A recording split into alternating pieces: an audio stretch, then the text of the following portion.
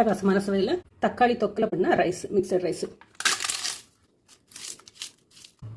10 days வரைக்கும் நீங்கள் ஃப்ரிட்ஜில் வச்சு யூஸ் பண்ணலாம். அமர்க்கலமான இந்த ஒரு டொமேட்டோ தொக்கு. ஒரு 5 தக்காளி எடுத்துடுங்க. ஒரு சின்ன நெல்லிக்காய் சைஸ் புளி, 2 முழு பூண்டு உரிச்சு வச்சிருக்கு. இதை 1 பாதியாக தட்டி எடுத்துக்கிடுவோம். வரமிளகா ஃபர்ஸ்ட், அப்புறமா தக்காளி, புளி.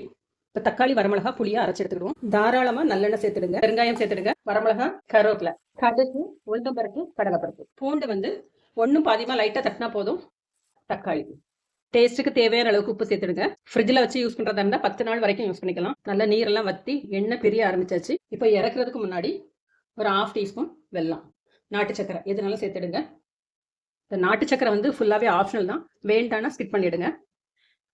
கொஞ்சமாக ஒரு சின்ன இனிப்பு சேர்க்கத்துல அந்த புளிப்பு காரம் இந்த இனிப்போடு சேர்ந்து அந்த டேஸ்ட் வந்து ஒரு பேலன்ஸ் பண்ணி டேஸ்ட் நல்லாயிருக்கும். இப்போ ஸ்டவ் ஆஃப் பண்ணிடலாம். சாதம் போட்டு பிசைஞ்சு சாப்பிட்டுக்கலாம்.